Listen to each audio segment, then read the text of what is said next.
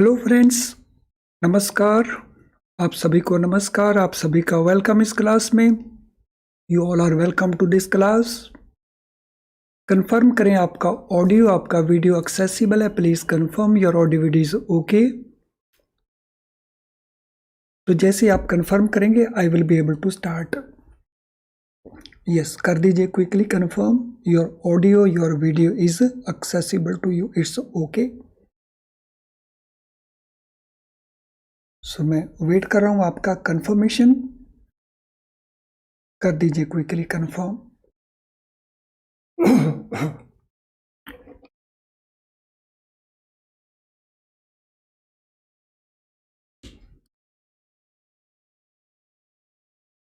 Yes, I wait for your confirmation that your audio, your video is okay.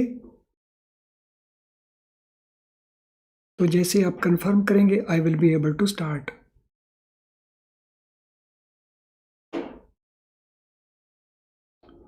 तो चलिए शुरू करते हैं, रादर कंटिन्यू करते हैं। तो लास्ट सेशन में हम डिस्कस कर रहे थे मॉड्यूल ए में चैप्टर 1 के अंदर अकाउंटिंग स्टैंडर्ड्स को। और अकाउंटिंग स्टैंडर्ड्स का ये पार्ट हमने डिस्कस कर लिया था कि अकाउंटिंग स्टैंडर्ड्स कौन बनाता है, इसका डेफिनेशन क्या है, इसका स्कोप क्या है। So all these things were discussed in the last session. तो क्विकली इसको रिपीट कर लेते हैं। तो अकाउंटिंग स्टैंडर्ड को फ्रेम करता है अकाउंटिंग स्टैंडर्ड बोर्ड। और अकाउंटिंग स्टैंडर्ड बोर्ड ये एक बोर्ड है institute of chartered account of India का। तो इनका मेन काम है एएसबी का अकाउंटिंग स्टैंडर्ड्स को फ्रेम करना। और इन स्टैंडर्ड्स को हम एएस नाम से यूज करते हैं और टोटल स्टैंडर्ड्स हमारे पास 29 हैं। सो मैंडेटरी अकाउंटिंग स्टैंडर्ड को अगर फॉलो नहीं किया जाता बाय द ऑडिटर्स, अगर मैंडेटरी अकाउंटिंग स्टैंडर्ड फॉलो नहीं करते कंपनीज, तो ऑडिटर्स को क्या करना होता है? तो ऑडिटर अपनी रिपोर्ट को क्वालिफाई करते हैं। और अगर वो क्वालिफाई नहीं करेंगे, ऐसा नहीं करेंगे, तो उससे प्रोफेशनल मिसकंडक्ट माना जाता है। सेबी की गाइडलाइंस हैं, कंपनीज एक्ट 2013 की रिक्वायरमेंट है कि ऑडिटर्स को ये क्वालिफिकेशन कैसे करना है।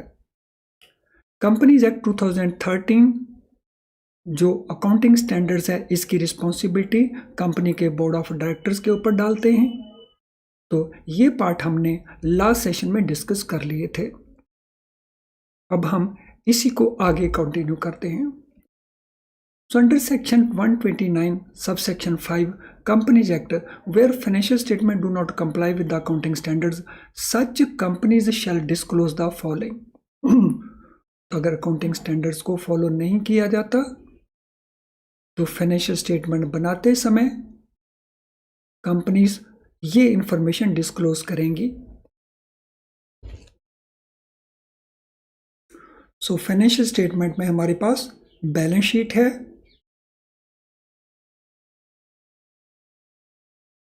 और बैलेंस शीट के साथ साथ प्रॉफिट एंड लॉस अकाउंट है। तो इनमें क्या क्या डिस्क्लोजर्स करनी होंगी? The deviation from the accounting standard. So accounting standard जिसको फॉलो नहीं किया, जिसमें कुछ वेरिएशंस हुई जिनको हम डेविएशंस कहते हैं, तो वो डेविएशन क्या किया गया, अकाउंटिंग स्टैंडर्ड क्या कहता है, कंपनी ने क्या किया, तो वो डेविएशन को एक्सप्लेन करना होगा कि वो डेविएशन एग्जैक्टली है क्या। So this is one disclosure. दूसरी डिस्क्लोजर है कि उस डेविएशन के पीछे रीजंस क्या हैं। So what are the reasons for that deviation, company को वो डेविएशन क्यों करनी पड़ी।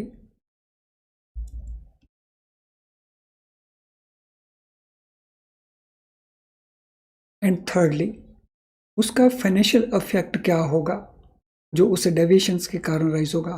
तो फाइनेंशियल इफेक्ट होता है बैलेंस शीट के ऊपर, प्रॉफिट लॉस अकाउंट के ऊपर। तो हो सकता है प्रॉफिट लॉस के ऊपर उसका इंपैक्ट हो, पॉजिटिव हो सकता है नेगेटिव, यानी हो सकता है प्रॉफिट जो है वो रिड्यूस कर जाए। और अगर प्रॉफिट रिड्यूस किया तो ऑटोमेटिकली बैलेंस शीट में जो कैपिटल दिखाया गया है या जो रिजर्व्स दिखाए गए हैं वो भी रिड्यूस हो जाएंगे।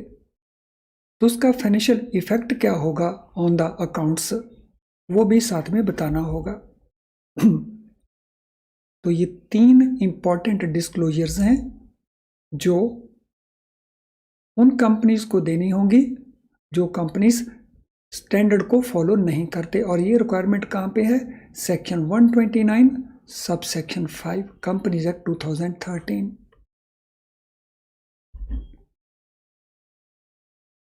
आई hope this part is clear to all of you. सभी को एकदम क्लियर होगा ये aspect.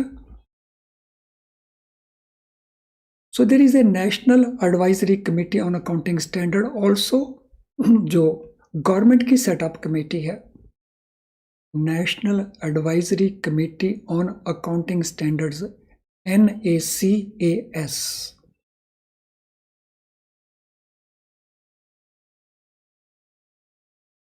So this committee was set up in 2001. और इस कमेटी का ऑब्जेक्टिव है, किस पर्पस के लिए इसको सेटअप किया गया, ये काम क्या करती है? So they provide advice to the central government. ये सेंट्रल गवर्नमेंट को एडवाइस प्रोवाइड करते हैं।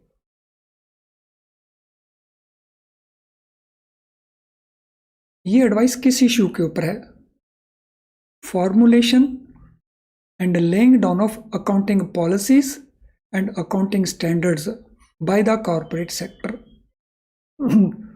So corporate sector किन अकाउंटिंग पॉलिसीज को फॉलो करे और किन अकाउंटिंग स्टैंडर्ड्स को फॉलो करे, तो ये इसके बारे में सेंट्रल गवर्नमेंट को एडवाइस देते हैं। तो ये रोल है इस कमेटी का।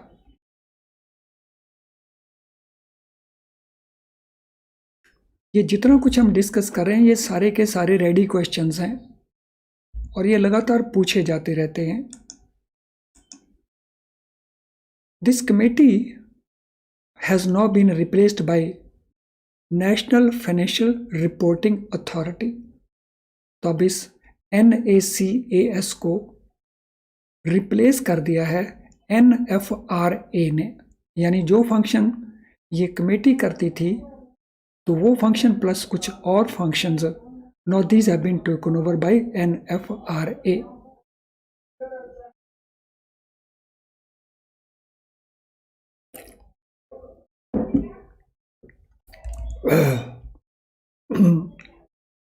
Sorry friends, NFRA is a body constituted provisions of section 132 of Companies Act 2013। NFRA का जो गठन किया गया कॉन्स्टिट्यूशन है इसका, so that is according to companies act, और कंपनीज एक्ट में ये है section 132।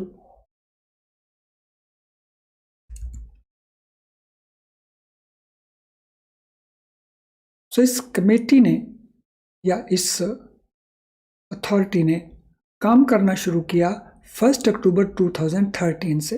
The constitution of this authority is effective from 1 October 2013।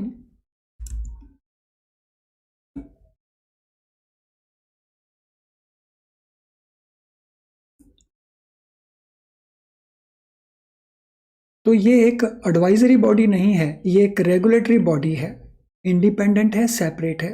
It is a separate and independent regulatory body जो असिस्ट करती है गवर्नमेंट को इन फ्रेमिंग द लॉ और enforcement of the law relating to accounting and auditing. Accounting and auditing से related जो law है उसको frame करना, उसको बनाना और उसको एनफोर्स करना, इंप्लीमेंट करके एनफोर्स करना। तो they provide assistance to the central government.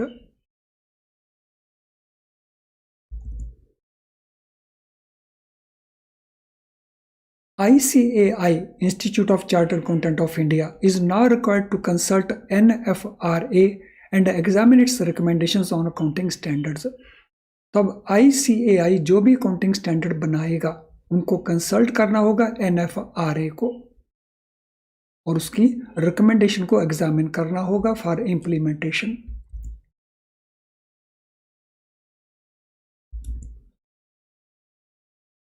तो जैसा हमने नोट किया था, ICAI उनका जो ASB है अकाउंटिंग स्टैंडर्ड बोर्ड, वो फ्रेम करता है अकाउंटिंग स्टैंडर्ड्स को। प्रीवियसली किसी की सलाह की जरूरत नहीं थी, but now they will come to NFRA and NFRA की जो रिकमेंडेशंस होंगी, so they will also examine. ICAI is a self regulatory professional accountants body, जबकि जो NFRA है वो इंडिपेंडेंट ऑडिट रेगुलेटर है। तो दोनों में अंतर क्या है? सो ICAI एक सेल्फ रेगुलेटरी प्रोफेशनल अकाउंटेंट्स का बॉडी है। सो जो चार्टर्ड अकाउंटेंट्स हैं उनको मान्यता जो मिलती है वो ICAI देता है, जबकि NFRA इनका मेन फंक्शन है ऑडिट को रिलेट करता हुआ। तो देयर इंडिपेंडेंट ऑडिट रेगुलेटर, और ऑडिट कौन करते हैं? चार्टर्ड अकाउंटेंट्स, ICAI के मेंबर्स।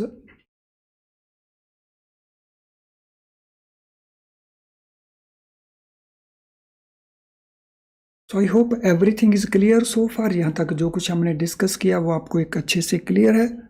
आपको कोई क्वेश्चन नहीं पूछना है तो क्विकली टाइप कर देंगे NQ, नो क्वेश्चन, तो मुझे कंफर्मेशन मिल जाएगा आपका that everything is clear to you. So quickly कर दीजिए टाइप NQ, और सभी जितने स्टूडेंट्स हैं सारे के सारे टाइप कर देंगे। मैं वेट कर रहा हूं आपके कंफर्मेशन का। यस, कर दीजिए confirm bye typing NQ।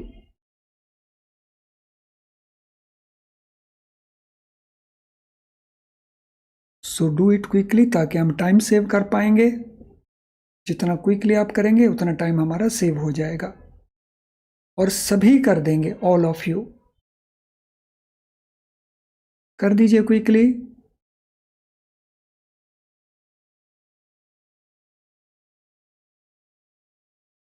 Do it quickly and all of you, सभी कर देंगे।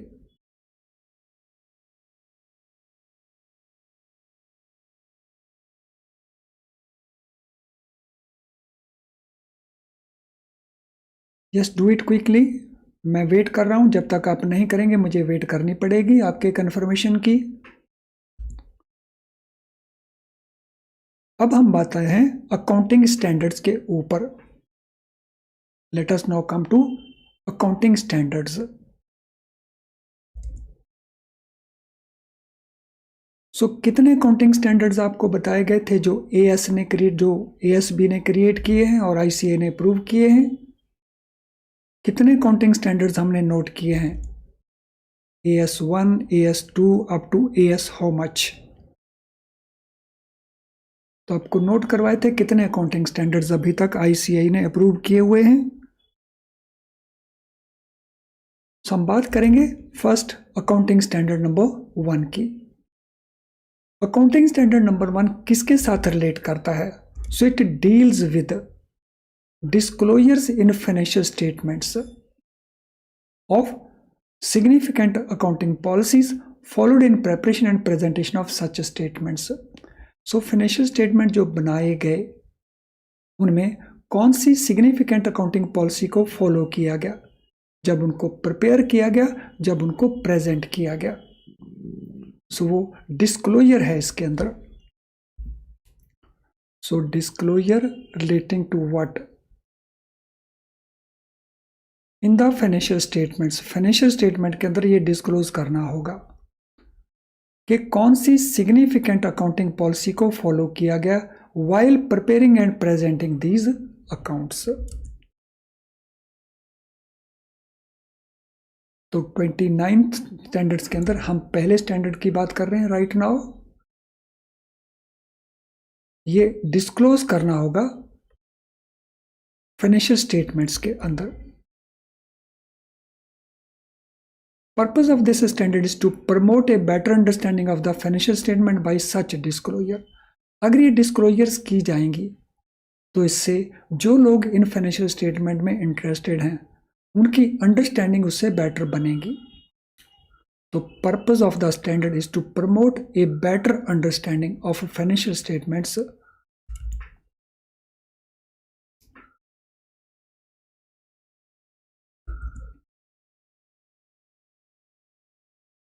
So for better understanding, this disclosure is made. Compliance of this standard helps in facilitating a more meaningful comparison between financial statement of two different enterprises. तो company ए company B अगर एक ही industry के अंदर काम करती हैं, तो अगर हमने इनकी वर्किंग को कंपेयर करना हो इन्वेस्ट करने के लिए या अदरवाइज, तो अगर इस अकाउंटिंग स्टैंडर्ड को फॉलो किया गया हो तो उससे हेल्प क्या मिलेगी, तो ज़्यादा मीनिंगफुल कंपैरिजन हम कर पाते हैं। तो it facilitates more meaningful comparison. So we are able to do more meaningful comparison if these disclosures are made.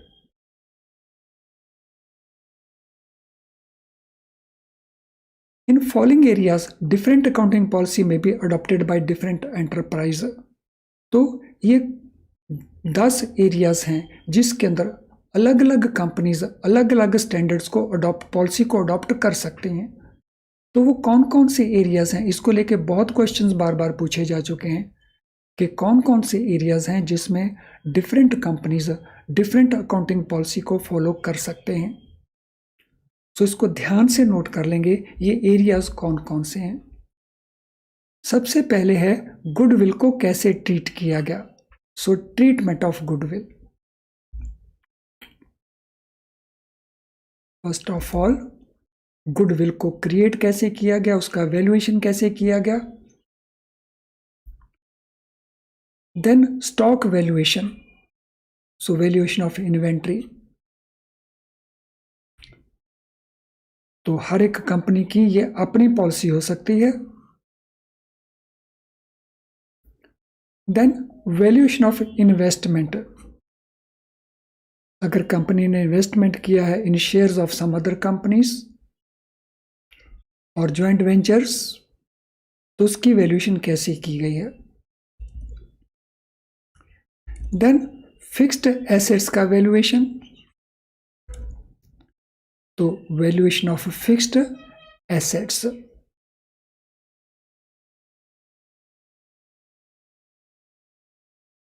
Then depreciation का मेथड, सो डेप्रिसिएशन के मेथड में एसएलएम को चार्ज किया गया है या डब्ल्यूडीवी मेथड को चार्ज किया गया है।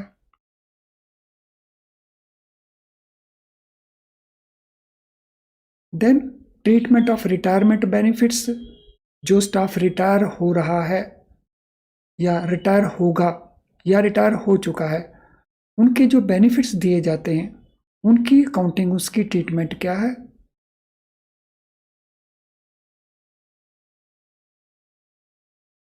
Then treatment of contingent liabilities, तो कंटिंजेंट लायबिलिटीज को कैसे ट्रीट किया गया है। सो कंटिंजेंट लायबिलिटीज क्या होती हैं, सो दे आर फाइनेंशियल ट्रांजैक्शंस विच मे और मे नॉट बिकम लायबिलिटी, उनको हम कहते हैं contingent liability. Financial transactions which may become liability or may not become liability.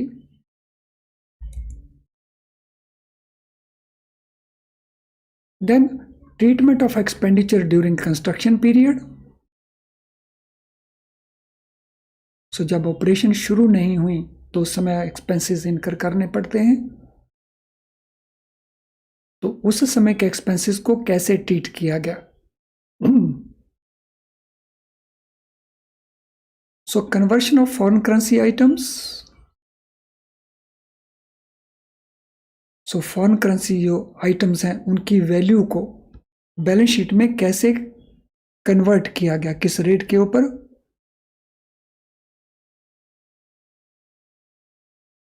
And last one is recognition of profit on long term contract. जो long term contract हैं, जो बहुत देर के बाद जाके पूरे होते हैं, उनके ऊपर प्रॉफिट को कैसे बुक किया गया, रिकॉग्नाइज कैसे किया गया।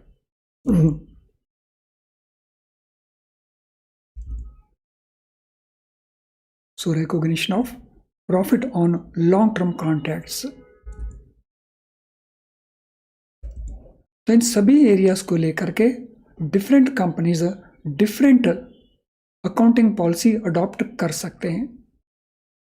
सो बाकी सभी एरियाज में एक जैसी होंगी जो स्टैंडर्ड है, लेकिन इन एरियाज में they can adopt their own. I hope everything is clear so far. यहां तक हर चीज बहुत अच्छे से क्लियर है। तो एक तो जिनका लाइक डिसलाइक बचा हुआ वो लाइक डिसलाइक को कंप्लीट कर देंगे। तो बहुत सारे स्टूडेंट्स हैं जिनका लाइक डिसलाइक अभी तक कंप्लीट नहीं हुआ। और एक हम आपको क्लैरिफिकेशन देना चाहेंगे, if live class enough to pass the exam, क्या लाइव क्लास एग्जाम को पास करने के लिए काफ़ी है? तो हम जरूर अंडरस्टैंड करें इसको कि ये काफ़ी नहीं है, नो। लेकिन फिर इसका बेनिफिट क्या है? तो ये हमारे स्कोर को पास करवाने में बहुत हेल्प करती है। हमारा स्कोर जो फेल होने वाला रह जाता है, तो उसको पास करवाने वाले स्कोर में कन्वर्ट करने में इसका काफ़ी बड़ा रोल रहता है, क्योंकि इसमें कॉन्सेप्ट की क्लैरिटी है, कई सारे टॉपिक्स हैं जो हम डिस्कस करते हैं। और अगर आपको पास होना है तो ये क्लास तो काफ़ी नहीं, फिर आपको क्या करना होगा? तो उसके लिए आपको फुल सिलेबस को कवर करना होता है। यानी सिलेबस में किसी भी चीज़ को छोड़िए मत। सिलेबस लंबा है क्योंकि एग्जामिनर कहीं से भी क्वेश्चन पूछ सकता है। अगर हम सिलेबस के ए पार्ट को छोड़ दें, बी पार्ट को छोड़ दें, इस चैप्टर को छोड़ दें, उस चैप्टर को छोड़ दें और वहीं से क्वेश्चन पूछ लिए जाए, तो फिर हम एग्जामिनेशन में आंसर नहीं दे पाएंगे। इसीलिए फुल सिलेबस को कवर करना इम्पॉर्टेंट है। और फुल सिलेबस आप दो जगह से पूरा कर सकते हैं। एक जो बुक है IIBF की, उसको यूज़ कर सकते हैं, और सेकंड वीडियो लेसन्स को यूज़ कर सकते हैं। तो अगर वीडियो लेसन आप हमारे यहाँ से यूज़ करना चाहते हैं, जिनकी प्राइस हम बहुत लो रखते हैं आपके बेनिफिट के लिए, लेकिन क्वालिटी हम बेस्ट देते हैं, तो आप उन वीडियो लेसन्स को यूज़ कर सकते हैं। और ये वीडियो लेसन्स हमारी ऐप के अंदर अवेलेबल हैं। तो यस, जिनका लाइक डिसलाइक अभी भी रहता है, क्विकली वो लाइक डिसलाइक को कंप्लीट कर देंगे। Do it quickly. Disclosure of accounting policies. So इसको लेकर के क्या क्या डिस्क्लोजर्स हैं, ये उसी हमारे अकाउंटिंग स्टैंडर्ड का पार्ट है। Disclosure of accounting policies. Any change in accounting policy that has a material effect in the current period or that which is reasonably expected to have a material effect on a later should be disclosed. So अगर हम किसी accounting policy को change करते हैं और उससे change का effect current year के वर्किंग के ऊपर आता है और मटेरियल इफेक्ट आता है, सब्सटेंशियल इफेक्ट आता है, वो भी करंट पीरियड में,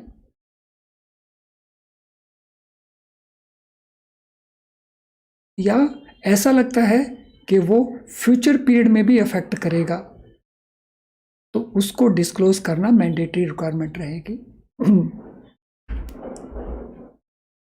सो एनी चेंज, कोई भी चेंज जो अकाउंटिंग पॉलिसीज हमने की जिसका मटेरियल इफेक्ट है करंट वर्किंग के ऊपर और फ्यूचर वर्किंग के ऊपर, तो उसको डिस्क्लोज करना मैंडेटरी रिक्वायरमेंट है, उसको डिस्क्लोज किया जाएगा।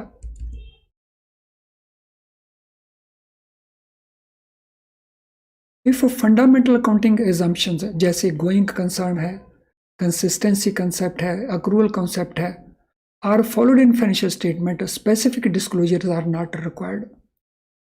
तो अगर ये फंडामेंटल एजम्पशंस होते हैं अकाउंटिंग के अंदर, गोइंग कंसर्न का कॉन्सेप्ट है जिसको आगे जाके हम डिस्कस करने वाले हैं, कंसिस्टेंसी का कंसेप्ट है, अक्रूवल का कंसेप्ट है, अगर इन तीनों को फॉलो किया जाए तो ये डिस्क्लोजर की ज़रूरत नहीं है। लेकिन अगर इनको फॉलो नहीं किया गया एजम्पशंस को, तो फिर डिस्क्लोजर मैंडेटरी है। So fundamental accounting assumptions like a going concern, then consistency and accrual. अगर इन रूल्स को, इन प्रिंसिपल्स को फॉलो किया गया, डिस्क्लोजर्स आर नॉट रिक्वायर्ड, तो इन डिस्क्लोजर्स की रिक्वायरमेंट नहीं है। और अगर इनको फॉलो नहीं किया है तो फिर इन डिस्क्लोजर्स की जरूरत है।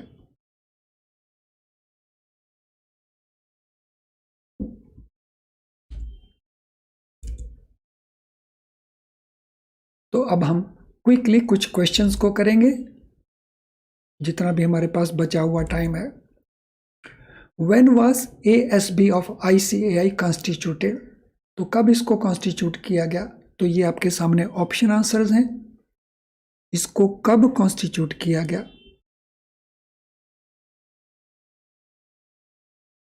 Question number 1, what will be the answer?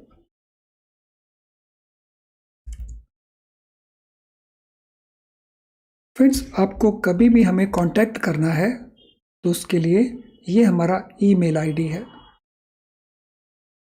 तो आप यहां पे हमें कांटेक्ट कर सकते हैं।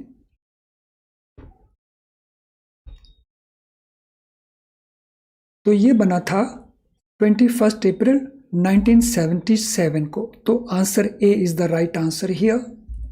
Question number 2, what is main function of ASB of ICAI? Accounting standard board का मेन फंक्शन क्या है?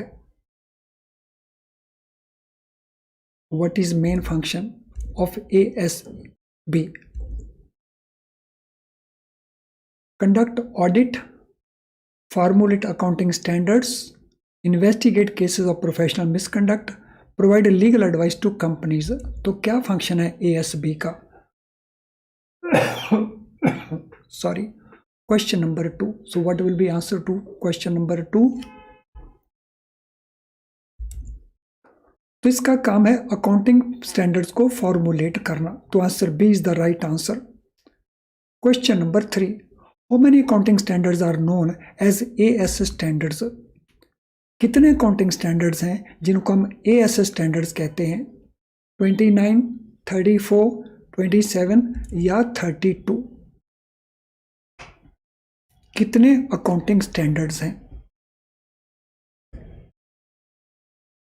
तो अभी थोड़ी देर पहले भी इस क्वेश्चन को पूछा गया था। So there are 29 accounting standards जो ICAI ने अप्रूव किए। What happens if a mandatory accounting standard is not followed by a company? अगर कोई कंपनी मैंडेटरी अकाउंटिंग स्टैंडर्ड को फॉलो नहीं करती तो what happens?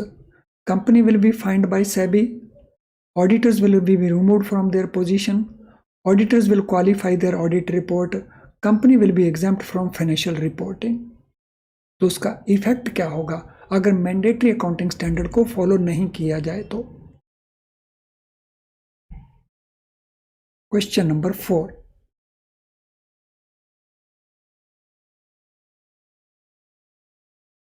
तो ऑडिटर अपनी रिपोर्ट को क्वालिफाई करेंगे, यानी answer C will be the right answer.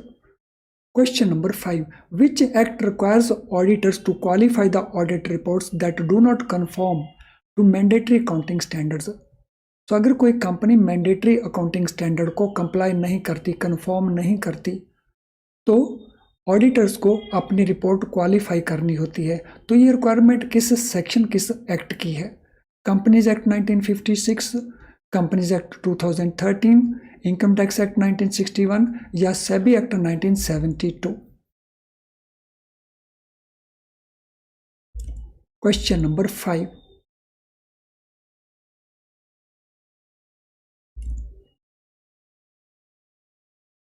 तो ये है कंपनीज एक्ट 2013। तो उसमें सेक्शन 129 सबसेक्शन 5 है जो ये कहती है, what is responsibility of board under section 134 subsection 5 of companies act 2013? Board की रिस्पॉन्सिबिलिटी इनमें से क्या है? Formulate accounting standards, comply with mandatory accounting standards, investigate cases of professional misconduct और प्रोवाइड लीगल एडवाइस। तो बोर्ड की रिस्पॉन्सिबिलिटी इनमें से कौन सी है? Question number 6, what is the responsibility of the board?